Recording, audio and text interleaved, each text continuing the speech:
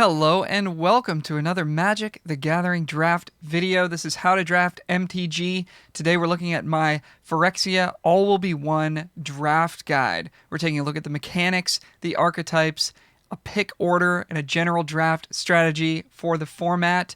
As always, please do click like, leave a comment, and click subscribe if you'd like to support the channel. It does help a huge amount. Let's get straight into it.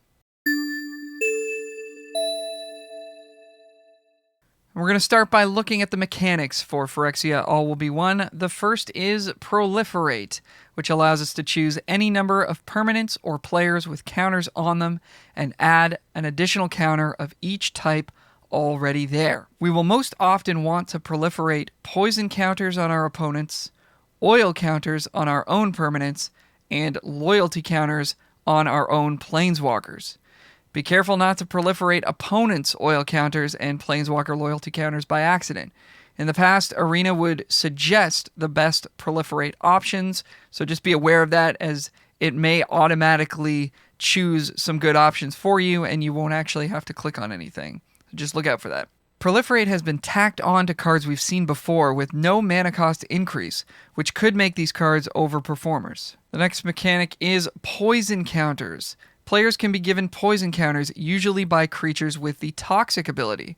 If a player has 10 or more poison counters, they lose the game immediately. So let's have a look at Toxic. Creatures with Toxic 1 will give an opponent 1 poison counter upon dealing combat damage to that player. Toxic 2 will give 2 poison counters, and so on. This is not a triggered ability. The poison counters happen along with the combat damage, similar to how lifelink or trample work. There is no time window to respond with an instant speed effect. It also does not replace the combat damage taken. If a player gets hit by a 2/2 creature with Toxic 1, they will be at 18 life and 1 poison. Combat tricks that increase power do not increase the amount of poison counters given. Toxic also stacks. If a creature with Toxic 1 gains Toxic 1 again, that creature will now deliver 2 poison counters on hit. Look for ways to give your Toxic creatures evasion, or ways to proliferate existing poison counters for a speedy win.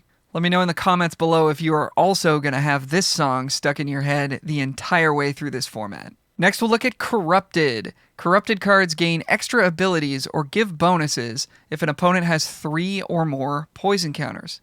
Look for cheap creatures with Toxic and ways to proliferate to enable Corrupted as early as possible. Oil is next. Oil is a special type of counter that enables abilities on certain cards. Look for effects that proliferate to gain additional oil counters. The next mechanic is Mirrodin. It appears on equipment, which enter the battlefield and create 2/2 red rebel creatures to attach to. These will be good if their rate is similar to a regular creature, i.e. a 2-mana 3/1 or a 4-mana 3/2 flying. They provide late-game utility, making any creature we draw into a real threat. Mirrodin equipment has synergy with cards that care about artifacts and cards that let us replay our cards. Alright, next we've got Phyrexian Might tokens. Some cards create Phyrexian Might tokens, which are 1/1s with Toxic 1 that can't block. As usual, creature tokens like these are better than they look. Creating enough of these can put our opponent under threat of death by poison quite quickly. These tokens are also artifacts, which is particularly useful in white-blue. A lot of mechanics in this set here. We got Phyrexian Mana. Phyrexian Mana can be paid with 2 life instead. That's really all it does, and it's very good. Next we have Completed. For each 2 life paid for Phyrexian Mana to cast a Planeswalker with Completed, the Planeswalker will have 2 fewer loyalty counters. This will generally be worth doing if we're able to get a Planeswalker on board on turn 3 or 4 and have a creature in play to block with. If we're behind on board, we'll likely want to hold the Planeswalker and cast it for its full cost later in the game. Alright, that does it for mechanics. Let's talk a little overall draft strategy. Getting on board early will be a huge priority in this format, either to get the first poison counter on our opponents or to defend against getting poisoned ourselves. Cheap, evasive creatures with Toxic will be at a premium. Likewise, cheap, high-toughness blockers will be important to the non-Toxic decks. Aggressive decks will try to use combat tricks to punch through early blockers, making early interactive spells extremely valuable to the decks looking to defend. So if you're on offense, you want cheap toxic creatures and combat tricks. If you're on defense, you want early blockers and cheap interactive removal spells to blow out the combat tricks your opponent is throwing at you. Here are my brief impressions of each of the 2-color archetypes in this format. We will be trying to end up in one of these by the end of the draft. We'll start with white-blue artifacts. The signpost uncommon is Cephalopod Sentry, 2 white-blue for a star 5 flying artifact creature. Its power is equal to the number of artifacts you control. So it starts off as a 1/5 and gets bigger from there. In addition to Cephalopod Sentry, Escaped Experiment, Eye of Malcator, Mandible Justiciar, Orthodoxy Enforcer, Tamiyo's Logbook, Transplant Theorist, Unctuce's Retrofitter, and Veil of Assimilation all pay us off for playing a lot of artifacts. Aside from Tamiyo's Logbook, these all seem to suggest an aggressive game plan. Look for artifact creatures such as Annex Sentry, Chrome Prowler, Incisor Glider, and Swooping Lookout to put pressure on opponents while supporting these Artifacts Matter payoff cards. Cards that create might tokens like Basilica Shepherd, Charge of the Mites, Crawling Chorus, and Infested Flesh Cutter can provide multiple artifacts each. For Mirrodin! Equipment such as Gold Warden's Helm, Hex Gold Hover Wings, and Mirren Bardiche are artifacts that bring creatures along with them. Indoctrination Attendant adds a might and can reset For Mirrodin equipment for extra value. The Skull Bombs are a great fit here as well, along with Prophetic Prism. White-blue appears to want to win via combat damage, but there is potential to have a lot of toxic creatures as well. This could enable corrupted payoffs like Bring the Ending, Complete Devotion, Distorted Curiosity, Incisor Glider, Sinew Dancer, and Zealot's Conviction, or even just winning with poison counters. White brings some premium removal in Annex Sentry, Ossification, and Planner Disruption. Next, we'll look at white-black corrupted. The signpost uncommon is Vivisection Evangelist. This is 3 white-black for a 4/4 vigilance. With corrupted, when it enters the battlefield, if an opponent has 3 or more poison counters, destroy target creature or planeswalker an opponent controls. White-black is an attrition-based archetype looking to trade resources favorably with the opponent and come out ahead in the long game. We want to get our opponent to 3 poison as quickly as possible to enable payoffs like Vivisection Evangelist, Anoint with Affliction, Bone Picker Scourge, Chittering Skitterling, Fleshless Gladiator, Incisor Glider, Ravenous Necrotitan, and Sinew Dancer. Look for cheap toxic creatures like Bilious Skull Dweller, what a name, Blightbelly Rat, Crawling Chorus, Duelist of Deep Faith, Flensing Raptor, Jawbone Duelist, Pestilent Siphoner, and Stinging Hive Master to start poisoning our opponent. Proliferating with Drown and Ichor or Whispers of the Dross can help get that 3rd poison counter. Opponents will be forced to block or use removal to avoid lethal poison, which will allow us to gain an advantage in the late game. Dross Skullbomb and Nimrazor Paladin will keep our creatures coming back for more. Infectious Inquiry provides card advantage while enabling Corrupted. White and black have an excellent suite of premium removal, including Annex Sentry, Annihilating Glare, Anoint with Affliction, Drown in Ichor, Ossification, and Planner Disruption. White-red equipment is next. The signpost uncommon is Bladehold War Whip. This is 1 red-white for an equipment with 4 Mirrodin, which makes a 2/2 red rebel creature. So it's a 3-mana 2/2 double strike. Equip abilities you activate of other equipment cost 1 less. Equip creature has double strike, and it can equip to something else for 3 red-white. Bladegraft Aspirant, Hexgold Hoverwings, Leonin Lightbringer, Orthodoxy Enforcer, Oxida Finisher, and Resistance Reunited all ask us to play lots of equipment. While these payoffs are not excellent, getting access to so much for Mirrodin, yes, I'm going to do that every time, equipment is a big draw towards this archetype. This effect has been historically very powerful. Think back to Living Weapon or Bestow.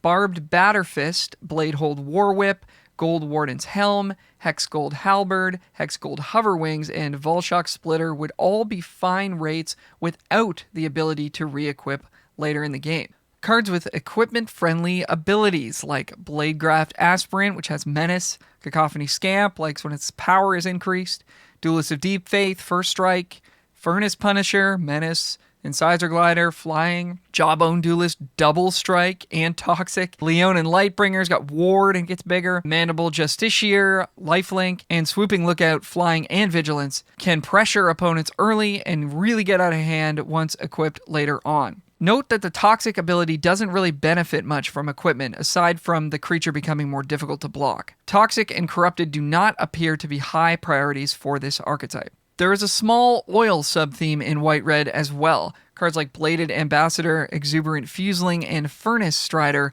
are already good on their own and can push up the value of Free from Flesh and Urabrask's Anointer. However, I don't think we want to prioritize oil synergy cards in this archetype. White and red offer an excellent removal suite, including Annex Sentry, Hexgold Slash, Ossification, Planar Disruption, Rebel Salvo, and Volt Charge.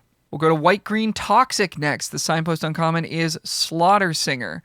Green-white for a 2/2 with Toxic 2. Whenever another creature you control with Toxic attacks, it gets +1/+1 until end of turn. White-green is a go-wide aggro deck that wants to build up a board of Toxic creatures to overwhelm the opponent. Some of the better Toxic creatures include Annex Sentry, Branch Blight Stalker, Crawling Chorus, Duelist of Deep Faith, Flensing Raptor, Ickerspit Basilisk, Jawbone Duelist, Venomous Brutalizer, and Viral Spawning. Slaughter Singer, Plague Nurse, Porcelain Zealot, and Complete Devotion all play well with Toxic creatures. A key part of this strategy will be creating as many Might tokens as possible through cards like Basilica Shepherd and Charge of the Mites, which will also be a great removal spell in this deck. Noxious Assault will be the big finisher for this deck. If our opponent already has some poison counters on them and we're attacking with 5 or more creatures, the opponent will likely be dead no matter how they block. White-green will also be able to achieve Corrupted status quite easily, upping the value of Incisor Glider, Sinew Dancer, Viral Spawning, and Zealot's Conviction. There may be a bit of tension between winning with combat damage versus winning with poison, and I can see the same deck winning both ways in different games. This will be something to keep an eye on. Beware of cards like Bladed Ambassador, Gold Warden's Helm, Orthodoxy Enforcer, and Swooping Lookout, which are solid cards but may dilute our strategy. White and green also boast a solid removal suite, including Annex Sentry, Charge of the Mites, Infectious Bite, Ossification, Planar Disruption, and Ruthless Predation. Complete Devotion, Titanic Growth, Tyvar's Stand, and Zealot's Conviction are solid combat tricks to punish blockers. Basilica and Maze Skullbomb can force through Toxic creatures for the win. Next, let's go to black, green, blue, also known as Sultai Proliferate. Since the black, green, and blue color pairs all share a similar strategy, there is potential for splashing amongst these colors. Some examples could include a black-blue deck splashing for Tainted Observer, or a blue-green deck splashing a couple copies of Anoint with Affliction. 3-color decks will be unlikely, and green will be the least likely color to be splashed since it provides the mana fixing. Green offers mana fixing in Armored Scrapgorger and Thirsting Roots, and land selection with Contagious Vorak. Mere Convert, Prophetic Prism, and Phyrexian Atlas can help out in a pinch. Terramorphic Expanse is excellent and is a high pick for any deck, not just decks looking to splash. Let's break down each one of these. We've got blue-black Proliferate with the signpost uncommon Void Wing Hybrid. This is blue-black for a 2/1 flying Toxic 1. When you proliferate, return this from your graveyard to your hand. Huge card. Blue-black is a control deck looking to leverage the proliferate effect from cards like Drown and Ichor, Experimental Augury, Gulping Scrap Trap, Mesmerizing Dose, Serum Snare, Thrumming Bird, Vivisurgeon's Insight, and Whispers of the Dross. The 2 main paths to victory with this deck will be poison and regular damage. It will be important to build towards one of these in the draft. In the case of poison, we will need to prioritize ways to get the first poison counter as soon as possible to get the most out of our proliferate cards. Infectious Inquiry, Prologue to Phyresis, and Vraska's Fall will always deliver a poison counter without ever needing to engage in combat. Bilious Skulldweller, Blightbelly Rat, Pestilent Siphoner, and Voidwing Hybrid are capable of poisoning our opponent while developing an early board presence to defend against opposing toxic creatures. We will quickly begin to benefit from the corrupted clause on cards like Anoint with Affliction, Bone Picker Scourge, Bring the Ending, Chittering Skitterling, Distorted Curiosity, and Ravenous Necrotitan. Another version of the deck may be less dependent on poison and more interested in targeting our opponent's life total with Scheming Aspirant, Voidwing Hybrid, Ichor Synthesizer, Necrosquito, and Trawler Drake. Tamiyo's Immobilizer looks excellent in any build of blue-black, and Glistener Seer can defend us early and help find us what we need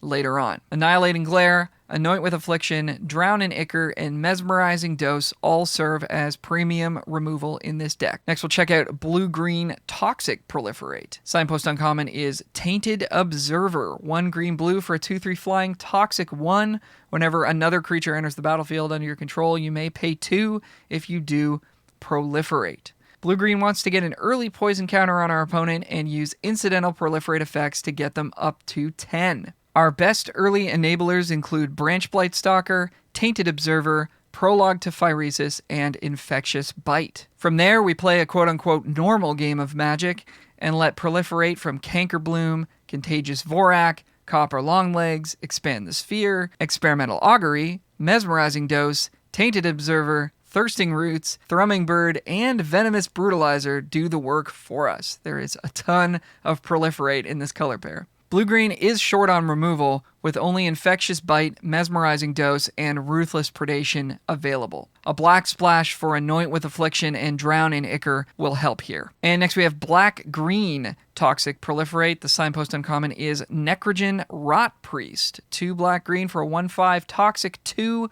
Whenever a creature you control with Toxic deals combat damage to a player, that player gets an additional poison counter. So this is Toxic 3 by itself, and you can pay 1 black-green to give a creature you control with Toxic Death Touch until end of turn. Black-green has a good mix of toxic creatures and proliferate effects for a more mid-range game plan. Bilious Skull Dweller, Blight Belly Rat, Branch Blight Stalker, and Pestilence Siphoner are the most effective ways to get the poison train started early. Mere Convert might be worth it here as a way to deal early poison and as a ramp piece. Cards like Copper Longlegs, Drown in Ichor, and Whispers of the Dross can disrupt our opponent early on while adding to their poison count. Contagious Vorak, Gulping Scrap Trap, and Infectious Inquiry provide value and additional proliferation later in the game. Ichor Spit Basilisk, Necrogen Rot Priest, Ravenous Necrotitan, and Viral Spawning will control the mid-game and stop opposing aggro decks. We can then finish the game with some larger threats like Nimrazor Paladin, Paladin of Predation, Tyrannax Atrocity, and Venomous Brutalizer. Black and green have an excellent suite of removal to back all of this up, including Annihilating Glare, Anoint with Affliction, Drown in Ichor, Infectious Bite, and Ruthless Predation. This deck will also be happy to splash Vivisection Evangelist. Alright, moving away from Sultai to blue-red spells. The signpost uncommon is Serum Core Chimera. A lot of text here, so settle in, get ready for this one. 2 blue-red for a 2/4 flying.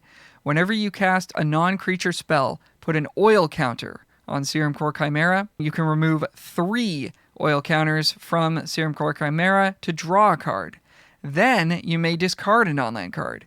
When you discard a card this way, it deals 3 damage to target creature or planeswalker. Activate only as a sorcery. Atmosphere Surgeon, Ichor Synthesizer, Sawblade Scamp, Serum Core Chimera, and Trawler Drake all gain oil counters when we cast non-creature spells. Non-creature spells with Proliferate will provide 2 oil counters, making Experimental Augury and Volt Charge extremely valuable to this strategy. Mesmerizing Dose, Serum Snare, and Vivisurgeon's Insight also go up in value. Barbed Batterfist, Hexgold Halberd, and Volshock Splitter are non-creature spells that create creatures, which is quite nice in a deck like this. Premium removal like Hexgold Slash, Rebel Salvo, and Volt Charge will be very important to defend against early toxic creatures, as this color pair does not block very well. Urabrask's Anointer will be excellent with all of our oil generation. A black splash for Anoint with Affliction and Drown in Ichor could be worth it if we have access to Prophetic Prism and Terramorphic Expanse. Other exciting non-creature spells include Blazing Crescendo, Bring the Ending, Distorted Curiosity, Furnace Skullbomb, Surgical Skullbomb, and Thrill of Possibility. Next, we have black-red Sacrifice Oil. The signpost uncommon is Charforger. 1 black-red for a 2/3. Comes with a 1/1 Phyrexian Goblin creature token.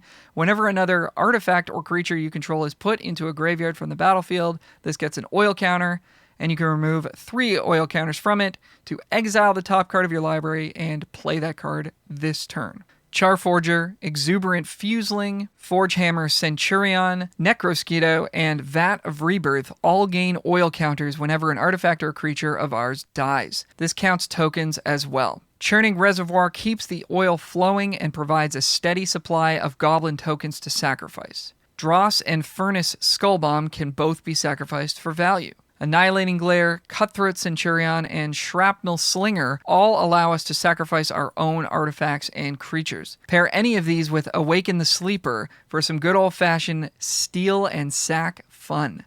Chittering Skitterling should fit here, but Black-Red won't be able to achieve Corrupted very easily, so I think I would avoid it for this archetype. We will need early toxic creatures and ways to proliferate, which could dilute our main game plan.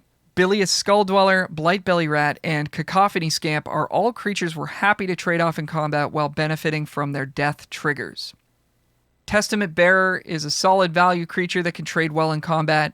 Chimney Rabble and Stinging Hivemaster bring along creature tokens for even more sacrifice fodder. Gleeful Demolition might even make the cut, providing an artifact death trigger and 3 more bodies. Remember, we can destroy our own Phyrexian Mites or something like a Prophetic Prism with this card to get 3 more 1/1 tokens. We'll be generating a lot of oil, which makes Urabrask's Anointer a premium card for this deck. Ickerplate Golem and Kuldotha Cackler may also be worth including. Magmatic Sprinter is a reliable source of oil later in the game to keep cards like Sawblade Scamp and Forgehammer Centurion relevant. Black and Red boast an excellent removal suite as usual, including Annihilating Glare, Anoint with Affliction, Drown in Ichor, Hexgold Slash, Rebel Salvo, Urabrask's Anointer, and Volt Charge. Alright, the last archetype is Red-Green Oil-Aggro. The signpost uncommon is Cinder/Slash Ravager. 4 red-green for a 5/5 that costs 1 less to cast for each permanent you control with oil counters on it. It has Vigilance, and when it enters the battlefield, it deals 1 damage to each creature your opponents control. Red-green is a straight-ahead aggro deck with an oil sub-theme. Don't focus too much on oil generation, as there aren't that many great enablers, and we only need a couple of oiled cards in play to make Cinder/Ravager, Kuldotha Cackler, Oil Gorger Troll, and Urabrask's Anointer exciting. The best oil enablers are Armored Scrap Gorger and Evolving Adaptive. If we can grab a couple more along the curve, like Furnace Strider, Lattice Blade Mantis, and Predation Steward, that will help as well. Ickerplate Golem also fits well in this deck. Red-green will be amongst the weaker color pairs as it lacks synergy. So we just want to play the best cards we can at each mana value. Cards like Barbed Batterfist, Cankerbloom, Contagious Vorak, Furnace Punisher, Hexgold Halberd, Resistant Skywarden, Sylvok Battle Chair, and Venomous Brutalizer. Then, of course, back these up with removal and combat tricks like Blazing Crescendo, Free from Flesh, Titanic Growth, and Tyvar's Stand. Premium removal in this archetype includes Hexgold Slash, Infectious Bite, Rebel Salvo, Ruthless Predation, and Volt Charge. Alright, that's going to do it for the archetypes. Let's talk some general draft strategy. In picks 1 through 3, we're just going to be taking the best card in the pack. Monocolored cards will leave us more open going forward, so we want to take those if possible. Picks 4 through 8, we're going to continue to take the best card. We may have cards in multiple colors, and that's okay. We're going to start to form a picture of what colors are being passed to us. This is known as rating signals. For example, if we see a few solid black cards, picks 4 through 8, there's a good chance the players to our right are not drafting black. This is known as black being open. This means we can reasonably expect to see good black cards in pack 3 as well, as those same players will be passing to us again. We may also see a late signpost uncommon, indicating its color pair may be available at the table. And picks 9 through 14 are known as the Wheel. These are the cards that no one at the table wanted. If we're seeing several playable cards of one color through these last picks, it's possible that no one else at the table is drafting that color, and we should strongly consider moving in. By the end of pack 1, ideally we have identified our main color. This is the color that we have the most quality cards of or is the most open, and hopefully both. Staying as close to one color as possible will leave us with more options going forward. In packs 2 and 3, we're going to continue to take powerful cards of our main color where possible, and we're going to let the good cards we open or get past determine our secondary color and final archetype. A quick note to ignore signals in pack 2 for the most part. The packs are moving in the opposite direction, so the signals can be completely different from pack 1. It is normal to not see as many cards of our main color in pack 2, so don't panic. Pack 3 is passed to the left once again, and we will be rewarded for staying the course. All right, let's get into the juicy stuff here. The pick order. I like to use categories for my pick order. I start with bomb rares, followed by the top uncommons and commons, followed by what I consider to be the good uncommons and commons. Then we'll talk about build around and synergy cards, and finally filler. As always, use your own judgment. If you think a card not mentioned here fits into one of these categories, then go with it. The exercise of evaluating cards in terms of these categories is more important than the exact ordering of the cards. Within each category, I've ordered the cards alphabetically and by color. At the top of our pick order are the bomb rares.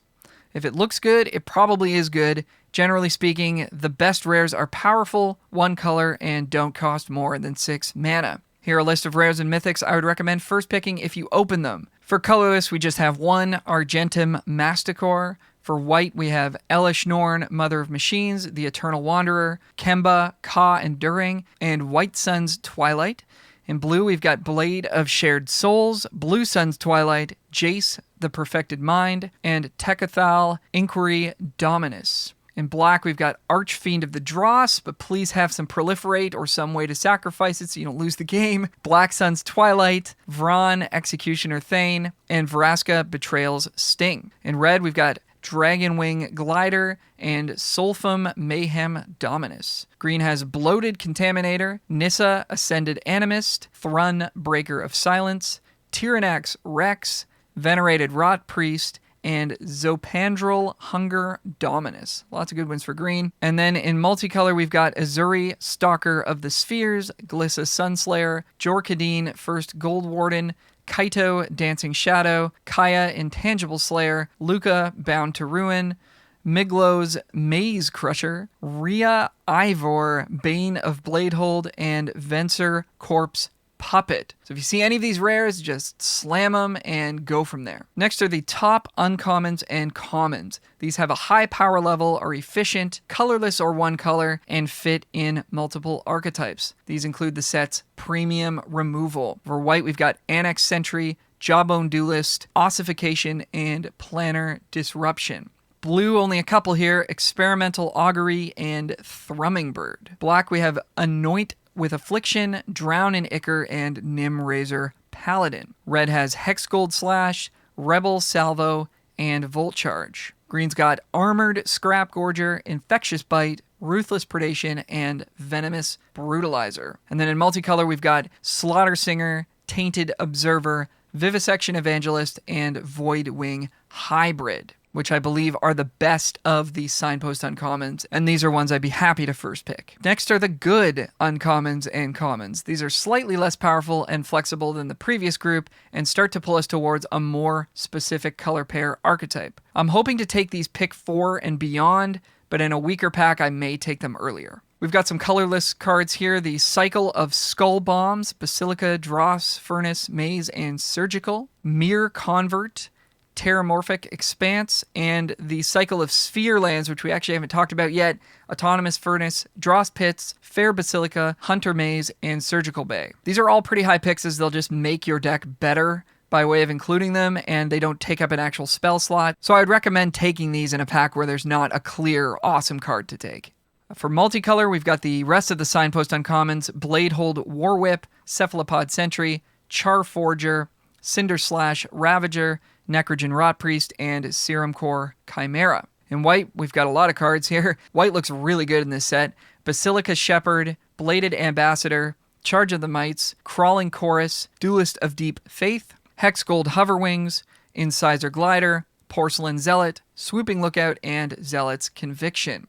In blue, we have Atmosphere Surgeon, Bring the Ending, Distorted Curiosity, Mesmerizing Dose, Prologue to Phyresis, Quicksilver Fisher, Serum Snare, and Trawler Drake. Black's got Ambulatory Edifice, Annihilating Glare, Bilious Skull Dweller, Blight Belly Rat, Infectious Inquiry, Pestilent Siphoner, Ravenous Necrotitan, Stinging Hive Master, and Whispers of the Dross. Red's got Barbed Batterfist, Bladegraft Aspirant, Cacophony Scamp, Chimney Rabble, Furnace Punisher, Hexgold Halberd, Resistance Skywarden, and Sawblade Scamp. And green's got Branch Blight Stalker, Cankerbloom, Contagious Vorak, Evolving Adaptive, Thirsting Roots, and Viral Spawning. Next, we'll talk about some build around and synergy cards. We want to take these early enough to draft support for them, or late in the draft if we happen to already have support for them. I'm going to discuss each of these and whether we should be taking them early or late. The first is Against All Odds. We'll want this if we have a lot of creatures with Enters the Battlefield abilities or 4 Mirrodin equipment. But we can pick this one up late as we won't need more than one copy of it and it should be pretty easy to come by. Veil of Assimilation. This really only fits in white-blue. I would not want to take this early in the draft. It is good in multiples, but we also don't want too many as we still want a high creature count in this deck and room for interaction. So I think we're just looking to pick this up later. Eye of Malcator.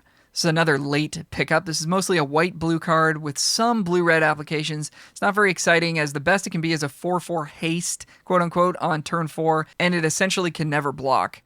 Ichor Synthesizer is next. I don't mind speculating on this early as it blocks pretty well, and blue has the tools to turn this on consistently, just sort of natively in the color. So I would take this one a bit earlier. Tamiyo's Immobilizer. This is another one I would take early on. This looks really strong in any blue deck aside from blue-white, and should be easy enough to support. Tamiyo's Logbook. I would pick this one up late in the draft. We need to be controlling and artifact heavy, which doesn't seem like it's going to come up all that often. Pick this up towards the end of the draft if you find yourself in that spot. Next is Transplant Theorist. Blue has a lot of these sort of specific application kind of build-around-y cards. This is a filler level card that gets better with the more artifacts we have. It's likely at its best in white-blue and blue-red. And again, I think you can just pick this up later on in the draft. And finally, for blue, Unctus's Retrofitter. This is one I would pick up early on. This gives a ton of stats for 3 mana. Take it early, support it with Prophetic Prism, Might Tokens, 4 Mirrodin equipment, Skull Bombs, you name it. There's a lot of things we can do to make this card good, so I would pick it up early. In black, we've got Chittering Skitterling. This looks like mostly a black-white card. It synergizes well with Crawling Chorus and Stinging Hive Master once our opponent is corrupted and those creatures are no longer relevant. But I don't think it's got a ton of application outside of that, so I could be wrong here, but I would look to pick this one up a little bit later on once we know that we're in a deck that's going to be able to both turn it on and then actually benefit from its ability. Next, Scheming Aspirant. Specifically, this is good in blue-black if we're not trying to win with poison. It's really good in multiples, so we can try to wheel an early copy if we see a second one a little bit later in the pack. But again, pretty specific applications, so I would not be looking to pick this early and build around it. I would look to pick this up late if we're kind of in a blue-black proliferate-ish deck and don't have a great poison plan. Vat Emergence is next. There doesn't seem to be a Reanimator theme in this set, but this will be okay in black-green where we're benefiting from the Proliferate and we're playing bigger creatures, so we're not at a huge mana disadvantage when we cast this and reanimate a 4 or 5 drop. Last black card is Vat of Rebirth. We need a lot of Proliferate and Sacrifice to make this work, and until we get the second activation, this is not worth it. If we have a ton of Proliferate and a ton of Sacrifice, we can pick up one of these late, but I would probably just lean towards not playing this card at all. Red's got Awaken the Sleeper. We can start picking these up once we have a couple of cheap sacrifice outlets, and it'll be quite good there. But again, I would not really look to take this early. I would probably take this a little bit later in the draft. Churning Reservoir, however, I am looking to take early. This is a nice one to speculate on as it plays well in red-blue and in red-black, and really just fuels both of those archetypes quite nicely. Gleeful Demolition. If we're in red-black and have Prophetic Prisms or cards that make mites, we could run 1, maybe 2 copies of this. So again, pretty specific situation. I'd look to pick this up late in the draft. Similarly, Magmatic Sprinter. If we have a lot of oil needs, we can play one of these. So I would look to pick this up a little bit later in the draft as it's a bit awkward, strictly as an aggro creature. Oxida Finisher is next. This is another card I would just take later in the draft. We'll be happy if this costs 5 mana. It won't come down any earlier than turn 5 as the equipment in this set costs 2 and 3 mana. So if we have a bunch of equipment in our deck, we're happy to play this. If not, we won't, so just pick it up later if you have a bunch of equipment. Urabrask's Anointer. This is one I would like to speculate on early. This is excellent in blue-red and black-red. It should do at least 1 damage for the most part if you're putting oil cards in your deck, so it's never truly awful. And if it's ever doing 3, 4, 5 damage, you're really doing it. Some green cards to talk about here. Incubation Sac. If we're slow and have Proliferate, this can take over a long game, but most decks will need to be proactive, so I'm not super excited about this card. I would pick this up a little bit later in like a black-green or black-blue deck that's looking to be pretty slow and controlling. Noxious Assault. This is a bomb in green-white, in my opinion. I would take this early. I think green-white's going to be one of the better decks at the start of the format. It's one of the most focused decks. I think this card's excellent there. Take it early, try to draft green-white. That's going to be my plan. Ichor Plate Golem. This is a card I would take later in the draft. We will want this if we have a lot of creatures that enter the battlefield with oil counters on them. And not all oil creatures do enter the battlefield with oil. Some of them pick it up later on. Red-green looks like the best home for a card like this. Mere Kinsmith is next. This is another card I would look to take late. If we see an early one, we could take the second one we see, try to wheel the first one that we saw before. These can find each other, and then they can find other Mere cards, so the more we get, the merrier. The only concern is they don't really jive with any main game plan in this set, aside from white-blue artifacts, so they might not be worth it at all. Next is Phyrexian Atlas. This is a desperation pick if we're lost in the draft and looking to just play multicolor. Don't take this early. And finally, Prophetic Prism. White, blue, and black red seem to want this card, or if we're just trying to splash, it's pretty good there as well. So solid card. I would sort of take it midway through the draft. Not early, not late, although I would also take it late, but not too early. I wanted to highlight the best combat tricks in the set, as they tend to overperform on 17 lands, but are generally not high picks because you just don't need that many of them in your deck, and you truly don't have room for that many of them in your deck. But they are all looking quite good in this set. These are Complete Devotion, Resistance Reunited,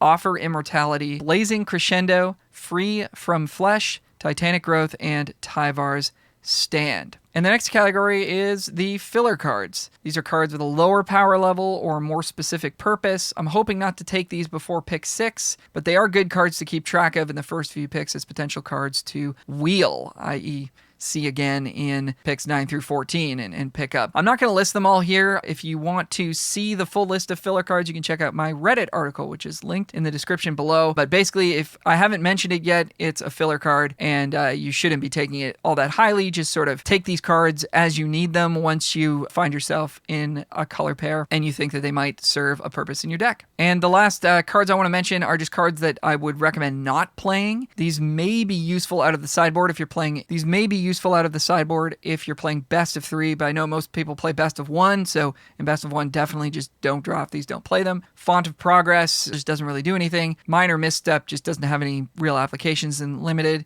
Duress is a classic, just doesn't really do anything in Limited. You can sideboard this in against an opponent with a ton of like equipment, and maybe they have a couple of Planeswalkers in their deck, but even then, it might not be worth it. Nahiri's Sacrifice, this might be the most hot take in this video, but I just don't think this card is any good. You need to have something really good in play that you spend a lot of mana on in order to make this worth it, and then at that point you're spending like 7 or 8 mana and 2 cards to maybe like kill 2 things or whatever. I just don't think this card is good, but you could side it in against a deck that's playing a lot of might tokens. Might be worth it there to like sacrifice your 4-drop and like wipe their board, but I'm gonna say no to Nahiri's Sacrifice. And Carnivorous Canopy, this is another sideboard card. 3 mana is a lot though, and it's a sorcery, so even there, I'm not sure that I'd be bringing this in from the sideboard. Definitely not in the main deck. All right, let's close things out with some deck building tips. Kind of my usual tips here. Play 2 colors. Avoid splashing a 3rd color at all costs unless the deck is specifically designed to support multiple colors, i.e. you have some mana fixing, you have a couple of Terramorphic Expanse, otherwise stick to 2 colors.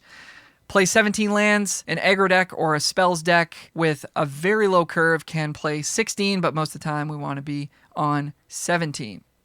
And finally, play a low curve. We want 6 or more 2-mana creatures, 4 or more 3-mana creatures, some 4-mana creatures, and few 5-mana creatures or more. Especially in this format where I think decks are going to be very aggressive, and getting that first poison counter on your opponent matters a lot, and not getting a first poison counter on yourself matters a lot. Really want a lot of creatures at 2 mana. Okay, that's going to do it for this video. Thank you so much for watching. As always, please click like, leave a comment, let me know if you agree or disagree with any of my points here, and click subscribe if you want to help the channel out. It's a huge help. You can contact me, howtodraftmtg@gmail.com, if you have any questions, or if you want to inquire about coaching or anything like that, or just to say hi. Be happy to hear from you.